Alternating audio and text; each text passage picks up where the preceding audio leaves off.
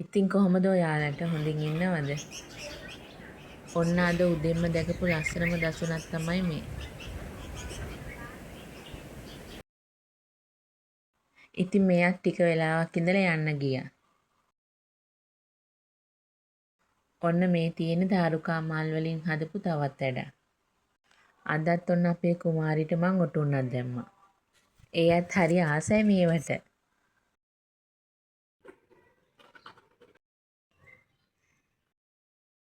ඔයාලට මේ ගැන මොකද්ද හිතෙන්නේ කියලා කමෙන්ට් එකකුත් දාන්න හොඳේ.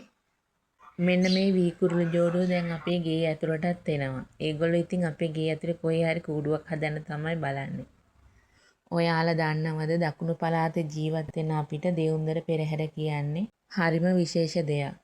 පහුගිය දවස් ටිකේ වැඩියෙන්ම කතා බහට ලක් වුණානේ දෙවුන්දර පෙරහැර ගැන. ඉතින් ඒ නිසා අපි මේ පාර පෙරහැර බලන්න නම් ගියේ නැහැ. ඉතින් අපි පොයට පහුවෙනිද දවසේ දේවාලේ වැඳ පුදා ගන්න ගියා. පොඩි අයට මොනවා හරි අරන් දෙන්න ඕන කියලා ටිකක් අපි කඩපේලිය පැත්තෙත් ඇවිදින්න ගියා. ඒ අතර වාරේ මට හරි වැඩක් වුණානේ. ගැහණු අය දෙන්නෙක් මගේ ළඟට ඇවිල්ලා බඩු තෝරන්න ගත්තා. එක්කෙනෙක් හිටියේ මගේ පිටිපැත්තේ අනිත් එක්කෙනා මගේ ළඟ. එකපාරටම මට දැනුණා මගේ ළඟ හිටපු එක්කෙනා මට කිට්ටු වෙනව වැඩි වගේ කියලා. ඉතින් ෂණිකවම මම මගේ හෑම් බෑග් එක ඉස්සරහ පැත්තට අරගත්තා. ඒ එක්කම ඒ දෙන්න අතුරුදහන්. මට පස්සේ තමයි තේරුනේ ඒ දෙන්න කරන්න හැදුවේ මොකද්ද කියලා. ඒ වෙලාවේ මගේ හෑම් බෑග් එකේ සිපර් එක ඇරලා තමයි තිබුණේ. පර්ස් එකයි ෆෝන් එකයි දෙකම මගේ බෑග් එක ඇතුලේ. අද කාලේ අපි අහන දකින දේවල් එච්චර හොඳ නෑනේ.